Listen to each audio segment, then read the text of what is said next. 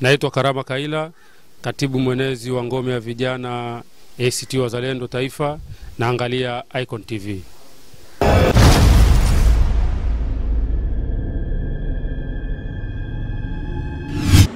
Naitwa Mbarara Maharagande, ni naibu mkurugenzi wa habari, uenezi na mahusiano na umma wa chama cha CUF Taifa. Kama ulivyouliza ni kwamba juzi Ijumaa tarehe 11 kulikuwa na shauri la madai namba 21 la mwaka 2017 ambalo bodi ya wadhamini ya chama cha CUF inayoongozwa na katibu mkuu Maalim Seif Sharif Hamad ilifungua shauri kwa madhumuni ya kutaka kupata uhalali wa fedha za ruzuku shilingi bilioni 369 ambazo zilitolewa na kupelekwa katika akaunti ya CUF wilaya ya Temeke kinyume na utaratibu wa sheria na kanuni za usajili wa vyama vya siasa vya kudumu. Kwa hiyo katika hoja hiyo kulikuwa na mapingamizi ambayo yalikuwa yametolewa. Mapingamizi yale yaliwekwa na mwanasheria mkuu wa serikali pamoja na msajili wa vyama vya siasa nchini Jaji Francis Mutungi. Kwa hiyo kwanza shauri hili linahusu pande hizi mbili, baina ya msajili na mwanasheria mkuu wa serikali na bodi ya wadhamini ya chama cha CUF. Lakini kumekuwa na upotoshwaji wakati mwingine kuonyesha kwamba kama vile Lipumba naye ni sehemu wa shauri hili. Lipumba hajashtakiwa katika shauri hili. Sasa kilichoamuliwa ni kwamba kulikuwa na mapingamizi hayo matatu. Pingamizi la kwanza lilikuwa linahusiana kwamba uhalali wa bodi hiyo. La pili lilikuwa swala la Maalim Seif kuweza kupewa mamlaka na bodi ya wadhamini kusaini hati za mahakama, na swala la tatu lilikuwa ni swala la vifungu vya kisheria vilivyotumika kuiomba mahakama iweze kulisikiliza shauri hilo. Sasa jaji amekubaliana na hoja za upande wetu kuhusu uhalali wa bodi ya wadhamini ya chama cha CUF kwa mujibu wa sheria ya usajili usajili wa bodi kwa mujibu wa RITA, pamoja na swala la Maalim Seif Sharif Hamad kama katibu mkuu wa chama kuweza kupewa mamlaka na bodi hiyo kuweza kusaini hati mbalimbali za mahakama. Hoja hizi mbili mahakama imekubaliana na upande wetu kwamba tumetoa hoja za msingi, lakini vile vile mahakama imeeleza kwamba hayakuwa ni mapingamizi, kwa sababu ili pingamizi liwe na sifa kuwa pingamizi lazima lijikite katika kujielekeza katika nukta au hoja za kisheria, yani points of law. Kwa hiyo mapingamizi hayo yaliondolewa. Pingamizi ambalo lilizingatiwa lilikuwa linahusiana na swala la vifungu vya sheria ambavyo vilivyotumika kuiomba mahakama iweze kutoa kibali au ruksa ya kuingiza maombi mengine sasa ya msingi ambayo yanaweza kufanya shauri hilo liweze kusikilizwa na kutolewa maamuzi. Kwa hiyo jaji ameliondoa shauri hilo kwa maana ya ku strike out na sio ku dismiss kama ambavyo labda ilikuwa imeelezwa, na vile vile ameeleza kwamba ame strike out without cost, kwamba hakuna gharama kwa pande yoyote ile, kila mmoja atabeba gharama zake. Sasa haya ndio maamuzi ambayo yalikuwa yamefanyika, na hakukuwa na maamuzi yoyote yaliyohusu kwamba ruzuku ni halali kutolewa kwa Lipumba au si halali na mambo kama haya. Na kama tunavyofahamu kwamba Miscellaneous Civil Cause namba 28 ya mwaka 2017 ndio ambayo bodi ya wadhamini ya chama cha CUF iliomba mahakama kuweka zuio la kutokutoa ruzuku kwa upande wa Lipumba. Shauri hilo bado liko mahakamani na lilipangwa kutajwa tarehe 22 ya mwezi huu wa 8, pamoja na mashauri mengine yale yanayohusiana na RITA na lile la jinai la kufoji nyaraka mbalimbali kwa ajili ya kuhalalisha bodi ya wadhamini. Kwa hiyo kama kwa mujibu wa sheria na msimamo wa kisheria wanasema kwamba the court's order cannot be given away or vacated or nullified by implication, kwamba maamuzi ya mahakama hayawezi kuondoka au yakajiondoa tu yenyewe automatically. Lazima kuwe na expressed order or to set aside the preceding orders, kwamba lazima kuwe na maamuzi mengine yanayoondoa au yanayofuta maamuzi yale ambayo awali yaliokuwa yametolewa. Kwa hiyo hicho ndio ambacho kipo, na mpaka sasa hivi tuna taarifa kwamba wenzetu wamekwenda mahakamani kutaka kukata rufaa na vitu kama hivyo, ambavyo unaona kabisa zile habari zilikuwa zinaripotiwa Ijumaa na mbwembwe na sherehe na shangwe zilizokuwa zinafanywa, ulikuwa si mambo ya kweli, na vyombo vya habari vilikuwa baadhi yake vilikuwa havijaripoti katika usahihi wake unaokusudiwa. Kwa hiyo shauri hilo limeondolewa na tayari mawakili wetu wameshaandaa nyaraka mbalimbali, na nadhani ndani ya wiki hii wataweza kuliingiza tena katika mahakama ili liweze kusikilizwa kwa usahihi na kuweza kutolewa maamuzi. Lakini ruzuku bado iko pale pale kwamba imezuiliwa na mahakama na hakuna namna ya kuweza kuitoa mpaka mahakama iamuru vinginevyo. Asante, tumefahamu hili, lakini kuna wadau, lakini mbali na wadau kuna mashabiki na wanachama wa chama cha wananchi CUF. Kama tunavyofahamu sasa hivi mgogoro huu ni mkubwa kwa sababu pia chama ni kikubwa. Sasa watu wanataka kufahamu kwamba mgogoro huu lini utafikia ukingoni, lakini mbali na lini utafikia ukingoni, naamini kwamba mwisho wake ni nini kwa ujumla. Lakini mbali na mwisho wake ni lini, watu wanajiuliza chama cha wananchi CUF, chama kikubwa, kimetoka mbali mpaka hapa ambako kimeweza kufikia. Je, kufika kwao ambako wanakupelekana mahakamani siku zote, kwa sababu tumeona mnapelekana kwenye vyombo mbalimbali vya kisheria mpaka hapa kufikia mlipofikia pia. Je, hamjawahi kukaa chini kuwaza labda kwa sababu sisi ni ndugu na huko tulikotoka mpaka hapa tulipofikia, je, hakuna njia yoyote ambayo inaweza kuwa ni mwafaka kwetu wa kuweza kuketi chini na kuweza kulijadili hili swala? Ni swali zuri kwamba mwisho lini swala hili, mgogoro huu utafika mpaka lini? Tunaona makesi tu yanafunguliwa na vitu kama hivyo. Kwa kweli hiyo ndio njia sahihi kwa mujibu wa katiba ya Jamhuri ya Muungano wa Tanzania. Pale ambapo anapokuwa na sintofahamu au migogoro kama hii, huwezi kutumia njia nyingine yote ya mabavu au nguvu au ya vurugu ambayo isokuwa ya kisheria. Lazima utumie njia ya kisheria kudai uhalali wa yale ambayo mnayoshindana nayo. Kwa hiyo mwisho wake swala hili litafika mwisho pale ambapo mahakama zitakapoweza kufanya maamuzi kwa mujibu wa mashauri ambayo yako mbele yake. Swala la sisi ndugu, kwa nini tusikae tukazungumza tukayamaliza? Ni kweli ni ndugu kwa maana ya Watanzania wote, ni ndugu wakati mwingine inaweza ikawa labda katika imani, lakini si ndugu katika harakati hizi za kudai ukombozi wa taifa letu na kupigania demokrasia katika nchi yetu, kwa sababu Lipumba na wafuasi wake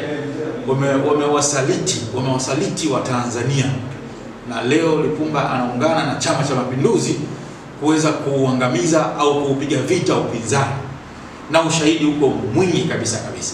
Na kanuni zinaonyesha kwamba mtu unaweza ukafanya au jamii inaweza ikafanya mazungumzo na adui, kwamba huyu namjua huyu ni CCM, au mshindani wako huyu ni CCM, mimi ni CUF. Kwa hiyo mnakwenda mezani, mnazungumza, mnajuana kwamba huyu ana itikadi hiyo, anasimamia mambo hayo na mimi nasimamia. Lakini Lipumba yuko hivyo. Lipumba anajua nini anachokifanya. Lipumba amekubali kutumika, amekubali kujirahisisha kwa thamani ndogo na kuvunja heshima yake na kupoteza msingi wa historia ya miaka 25 ya kupigania ukombozi wa taifa letu na demokrasia, ustawi wa siasa za upinzani na vyama vya kisiasa katika kipindi cha miaka 25. Ameamua kutoka na kukaa pembeni baadaye anarudi kwa mabavu kinyume na katiba ya chama chetu.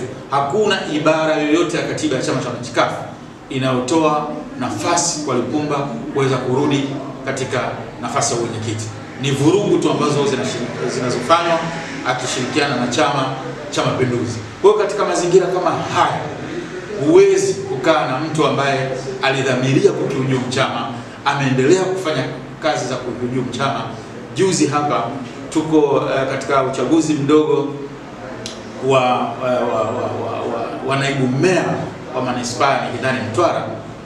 Lipumba ametoa maelekezo kwa madiwani wetu wanaomuunga mkono kwamba wampigie kura naibu meya anayetokana na Chama cha Mapinduzi na asipigiwe naibu meya anayetokana na chama cha Chadema, ambaye sisi tumeunda UKAWA katika manispaa ile, kwa sababu CUF ina madiwani 11, Chadema ina madiwani 4 na CCM ina madiwani 9. Kwa hiyo sisi tukiunganisha nguvu zetu, automatically kwamba meya na naibu meya anapatikana kutoka katika kambi yetu. Lakini Lipumba na wenzake wameshirikiana kuhujumu upinzani, kuhujumu UKAWA. Kwa hiyo hatuwezi kabisa na wala hilo lisitarajiwe kwamba tutakaa meza moja na Lipumba kuweza kuzungumza swala la hatima ya chama cha wananchi CUF. Sasa amuhisi huu mgogoro wenu ambao tayari mnaendelea kulumbana nao, na wakati huo nyinyi mnaendelea kulumbana na huu mgogoro, wenzenu tayari tukichukulia labda Chadema na vyama vingine tofauti, wao wanaendelea kujenga chama, nyinyi tayari mnaendelea kulumbana na mgogoro wenu. Hamuhisi kwamba tayari mnakiangamiza chama cha wananchi CUF zaidi ya kutokukijenga? Kwanza sio kweli. Vyama, demokrasia ndani ya nchi yetu imeshakuwa ni tatizo. Hakuna chama chochote cha upinzani kinachofanya kazi ya siasa ya kujenga chama chao, kwa sababu umeshuhudia hapa wiki chache zilizopita katibu mkuu wa Chadema amekwenda Ruvuma, amekamatwa akiwa katika shughuli za kufanya kazi za ndani ya chama chake, vikao vya ndani, anafanya vikao vya ndani, wanamkamata, wanamweka ndani. Kwa hiyo hakuna mikutano hadhara inayoruhusiwa kufanyika, vikao vya ndani ndio hivyo vinaingiliwa kwa sababu za kiintelijensia. Kwa hiyo kwanza, kimsingi hakuna vyama vya upinzani ambavyo tunaona kwamba vinafanya kazi ya maana ya kujiimarisha. Tunachokiona ni kwamba vyama vimesimama. Kwa hiyo athari tunaweza tukasema zipo, lakini ni ndogo, ambazo hatujapitwa katika kiwango hicho kikubwa cha kusema kwamba wenzetu wamepiga hatua kubwa sana kuweza kuimarisha vyama vyao. Sisi tuna imani kwamba mgogoro huu utamalizika muda sio mrefu na tutarudi katika nafasi yetu kama chama cha tutashinda mapambano haya, tutarudi katika hali yetu ya kawaida na tutashirikiana na wenzetu wengine kuweza kudai demokrasi katika nchi yetu, lakini kudai vile vile ustawi wa upatikanaji, lakini vile vile tuwe na haki ya kuweza kufanya shughuli za kisiasa kama ilivyokuwa hapo miaka hiyo. Sasa kipi ambacho kinakuaminisha hao Watanzania waamini kutoka kwa nyinyi? Kwa sababu tunaona kila stage ambayo Lipumba anapita tayari tunaona anashinda. Yaani kila stage ambayo yeye labda kesi ambazo zinazopita hizi zingine, vikwazo ambavyo tunaviona tayari tunaonekana anashinda, na nyinyi mnazungumza kwamba Lipumba yuko nyuma ya, yani kuna watu ambao wako nyuma yake wanasababisha mpaka yeye hawezi kufanikiwa huko ambako anapofanikiwa. Na nyinyi mnaamini kwamba muda sio mrefu mtafanikiwa katika harakati zenu kuweza kuisimamisha chama cha wananchi CUF yani upya tena. Labda ni kitu gani ambacho kinawafanya kwamba muamini hicho? Ni kweli kwamba amekuwa akipata msaada wa vyombo vya dola. Juzi tumeona mahakama bunge speaker akishirikiana naye kuweza kumsupport kufanya kile alichokifanya. Tunamwona msajili wa vyama vya siasa nchini yuko pamoja naye bega kwa bega katika kuhakikisha kwamba anakihujumu chama chetu cha wananchi CUF. Tume ya Taifa ya Uchaguzi imefanya hivyo. Kwa kweli kumekuwa na taasisi mbalimbali za kiserikali ambazo zimekuwa zikitoa ushirikiano na Lipumba kwa kuhakikisha kwamba wanahujumu chama chetu cha wananchi CUF. Lakini muhimili wa mahakama ni muhimili ambao uko huru, na tunaamini kabisa kwamba mahakama itatenda haki. Na mpaka sasa hivi hakuna kesi yoyote ambayo Lipumba na wenzake wameshinda, bali kulikuwa na mapingamizi ambayo yalikuwa yakiwekwa kama hii ya juzi. Wao hawahusiki, si sehemu ya washtakiwa wala walalamikiwa. Kwa hiyo huwezi kusema kwamba ameshinda yeye. Tulikuwa tunashindana na msajili na mwanasheria mkuu wa serikali. Lakini kuna shauri lile la bunge ambalo tumelifungua, kulikuwa na mapingamizi na shauri limekuwa struck out, limerejeshwa tena, na kesho Jumanne tarehe 15 tunakwenda kulisikiliza shauri hilo. Kwa hiyo tuna imani kabisa na mahakama kwamba itasimamia na itatenda haki, kwa sababu Lipumba hana bodi ya wadhamini halali, hana baraza kuu la uongozi la taifa halali. Kurudi kwake katika nafasi hiyo mwenyekiti,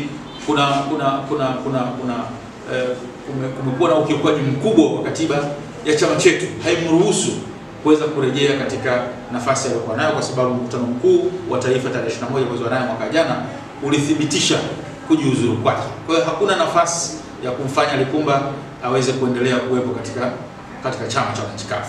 Kwa hiyo tuna imani na mahakama itaweza kutenda haki na tutapata ushindi na tutaendelea kuimarisha chama chetu cha wananchi CUF. Tukichukulia swala la upinzani sasa hivi Tanzania, mliungana kama vyama vya upinzani kwa nembo ya Ukawa na tumeona katika mgogoro wa chama cha wananchi CUF, chama cha Chadema kimekuwa na nguvu kubwa ya kuweza kuwasaidia nyinyi. Kwa nini hii hatua labda ya kuweza kuwasaidia nyinyi isiwaachie nyinyi kama chama cha wananchi CUF mkapigana nyinyi wenyewe kuliko wao kuingilia katika huu mgogoro? Hawajaingilia katika huu mgogoro kimsingi. Wale ni chama rafiki.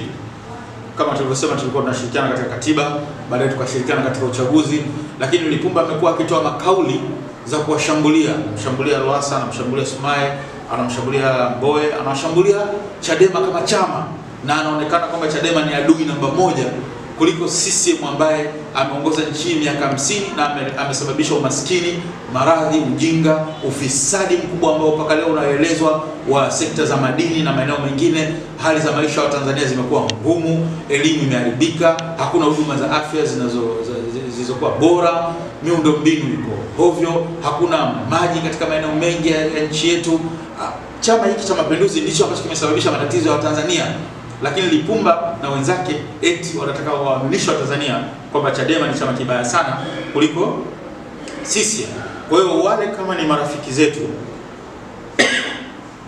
samahani, kama ni chama rafiki ambao tumeshirikiana katika Ukawa mwaka 2015 katika uchaguzi mkuu, wana haki ya kuweza kushirikiana na sisi katika kusupport kisheria, kushauriana, kuona namna gani ya kuweza kukabiliana na Lipumba ambaye anatumiwa na Chama cha Mapinduzi 100%. Okay. La mwisho tunataka kufahamu, tunaona sasa hivi tukiachana na Profesa Ibrahim Lipumba na Maalim Seif Sharif Hamad wanaonekana kama ni Simba na Choi.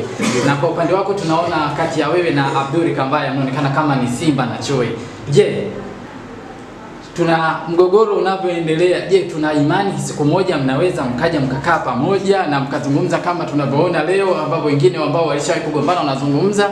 Je, au hii ndio tuchukulie kwamba wewe na Abdul hamwezi kukaa kama Maalim wanaposema hawezi kukaa na Profesa Ibrahim Lipumba? Katika swala la CUF hatuwezi kukaa pamoja.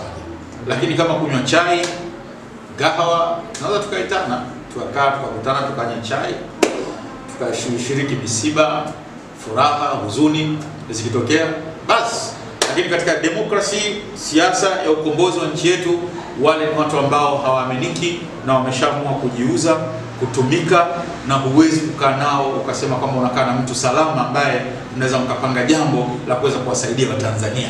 La mwisho kwa mashabiki ambao wanakuangalia time hapa kupitia Icon TV, lakini wanachama wa chama cha wananchi CUF ambao wao wana imani kwamba bado kuna mgogoro mkubwa sana ambao unaendelea na hawajui hatima yake ni nini.